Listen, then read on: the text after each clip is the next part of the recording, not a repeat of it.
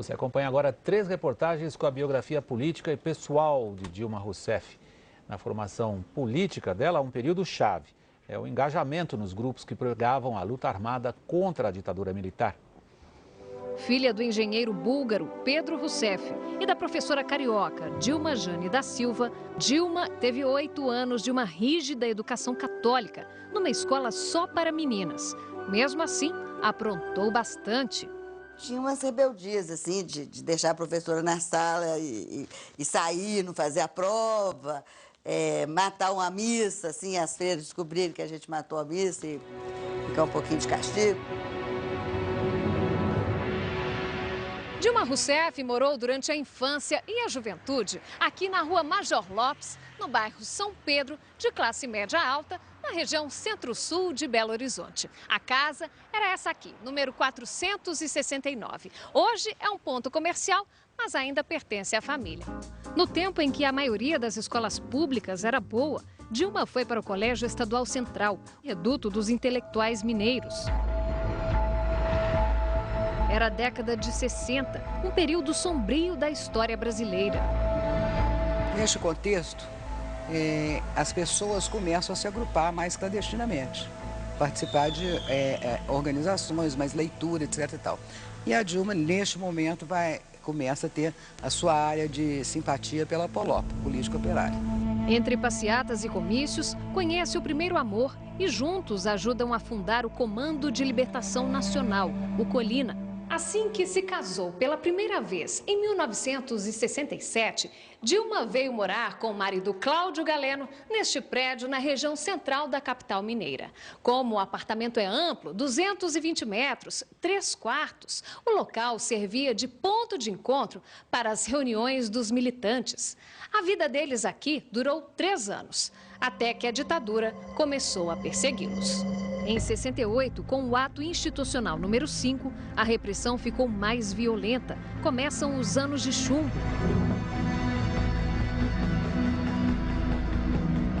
Dilma foge primeiro para o Rio, depois para São Paulo.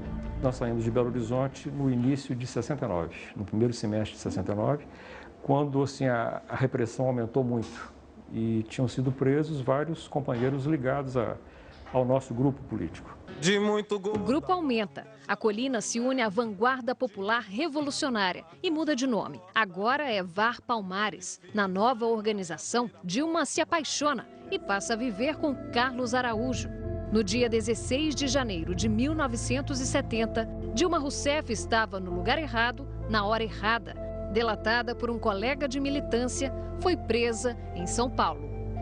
Nos arquivos da ditadura, ela era foragida da justiça, subversiva, cheia de codinomes. Foi Estela, Luísa, Wanda. Ia presa uma pessoa, todo mundo mudava o nome, para ninguém mais saber. Porque se a pessoa fosse torturada e falasse alguma coisa, aí todo mundo já tinha mudado os nomes. Dilma Rousseff era apontada pelos repressores como a Joana d'Arc da subversão. Os militares afirmavam que ela tinha atuação direta na chefia de greves, assaltos a bancos. A Dilma não participava da luta armada, ela era da organização, mas no setor de movimento de massas. Logo que foi presa, disse que chefiava ações de seu grupo. Meses depois, Dilma desmentiu, alegando ter sido torturada física, psíquica e moralmente durante 22 dias. Este prédio, hoje Memorial da Resistência, era o quartel-general da repressão, onde funcionava o DOPS, Departamento de Ordem Política e Social. E Dilma passou por aqui. Eu nunca vi uma coisa tão forte, eu não imaginava que existia aquele tipo de coisa. Foram 2 anos e 4 meses de prisão até a liberdade. Uma nova chance para recomeçar. Mas não era a política o centro da vida de Dilma quando ela saiu da cadeia. Porto Alegre foi o porto seguro para o recomeço. No sul, Dilma Rousseff viveu uma das fases mais tranquilas da vida dela. Aqui num bairro pacato da zona sul da cidade, Dilma deu uma trégua na luta contra o regime militar. Ela passou a morar com o sogro e a sogra nesta casa, enquanto o marido continuava na cadeia. 1 ano depois, o casal de íntimos desconhecidos voltou a se encontrar. E só então começaram a se chamar pelos nomes verdadeiros. O que mais marcante dela foi Wanda. Wanda, em mim, o que mais também colou, tive vários, mas o que mais colou foi Max. Max e Wanda, ou Carlos e Dilma, tentaram levar uma vida comum. Dilma teve Paula, a única filha do casal. Voltou a estudar economia e conseguiu o primeiro estágio. Mas aí o ministro do Exército, general linha dura, Silvio Frota, decidiu afastar os funcionários públicos subversivos. Dilma Rousseff entrou para a lista do Frota e acabou na rua. Foi colocado que os terroristas estavam no aparelho de Estado. Era perseguição ali. No começo da década de 80, um novo engajamento. Dilma ajudou o marido a fundar o PDT gaúcho e foi voz ativa no partido. Ela trabalhava na coordenadoria do PDT e era dirigente da Ação da Mulher Trabalhista. Se lutava muito por aspectos de direitos das mulheres, também de participação, de inserção na sociedade. Brizola era o nome da moda entre a esquerda no começo da década de 80. Foi eleito governador do Rio de Janeiro em 83. E 3 anos depois, seu afiliado político Alceu Colares conquistou a prefeitura de Porto Alegre. Na montagem do governo, Colares lembrou de uma economista que estava no comando da Fundação de Economia e Estatística do Rio Grande do Sul. Era Dilma Rousseff. Quando ele foi eleito governador, se mudou para o Palácio Piratini e levou junto Dilma, mas dessa vez a economista teve uma nova função. Eu tomo a palavra agora como secretária de Energia, Minas e Comunicação. E ela sempre teve uma presença muito forte, daí confundem que ela é agressiva. Ela não é agressiva, ela é uma mulher de convicções. Com o fim do governo Colares, Dilma ficou sem cargo público e num país completamente diferente. Era 1995. Os brasileiros descobriam o Plano Real, o fim da inflação e o dólar baixo. A ex-secretária fez o que muitos fizeram. Abriu um negócio, uma loja de R$ 1,99. Mas o negócio não prosperou e a Pão e Circo fechou as portas 1 ano e meio depois. Dilma só voltaria ao poder em 99, já no governo Olívio, do PT, seu futuro partido. Também como secretária de Minas e Energia. Ela foi sempre granjeando respeito nosso, né, pela sua disposição de ouvir os outros, né, mas também contribuir com argumentos, com ideias, com dados, né, para que a ação do conjunto do governo fosse a melhor possível. Mal sabia Olívio, mas a ascensão e queda do PT no governo gaúcho ajudariam a selar o destino da primeira mulher presidente do Brasil. A ascensão de Dilma Rousseff ao primeiro escalão do poder foi lenta, até ser escolhida por Lula.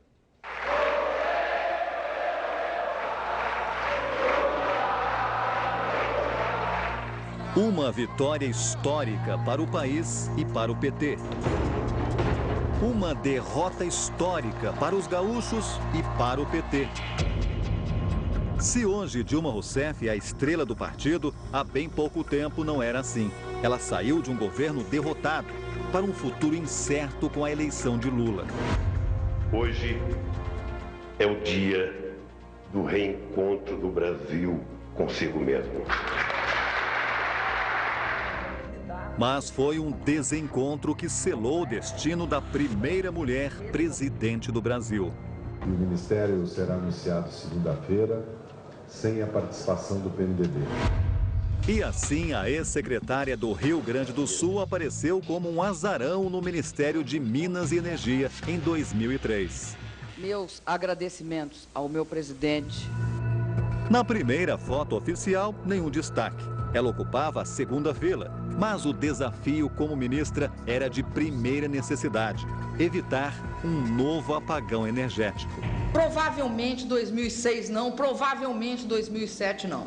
O risco pode começar em 2008. O apagão não veio. Logo, Dilma caiu nas graças de Lula. Eu trouxe a Dilma aqui para sorrir para você. Pronto, agora sim. No momento mais difícil do governo, quando Lula perdeu seus homens fortes envolvidos em escândalos. Zé Disseu, se você não sair daí rápido, você vai fazer réu um homem inocente que é o presidente Lula. Dilma se fortaleceu e foi escolhida para substituir José Disseu, seu companheiro de luta contra o regime militar. Dilma encarou o desafio de ser a gerente do governo, uma espécie de chefe direta dos ministros. Em 2008, explodiu o escândalo dos cartões corporativos. Teve ministro gastando mais do que poderia. A imprensa acusou a Casa Civil de montar um dossiê com as despesas do governo anterior para constranger a oposição. A quem interessa colocar problema onde não tem? Era o que o Senado queria saber. O senador José Agripino disparou. Se Dilma havia mentido no período da ditadura, quando foi presa, por que não estaria mentindo agora também? Eu tinha 19 anos, eu fiquei 3 anos na cadeia e eu fui barbaramente torturada, senador. E qualquer pessoa que ousar dizer a verdade para interrogadores compromete a vida dos seus iguais. Entrega pessoas para serem mortas. Outras crises vieram, mas o nome da ministra ficava cada vez mais forte. Ela quem comandava os planos de exploração de petróleo do pré-sal e controlava o orçamento do PAC, o Programa de Aceleração do Crescimento. A Dilma é uma espécie de mãe do PAC. É ela que cuida, ela que acompanha. E também foi ela a candidata escolhida pelo presidente para concorrer à sucessão. Eleger a Dilma é uma coisa prioritária na minha vida neste ano.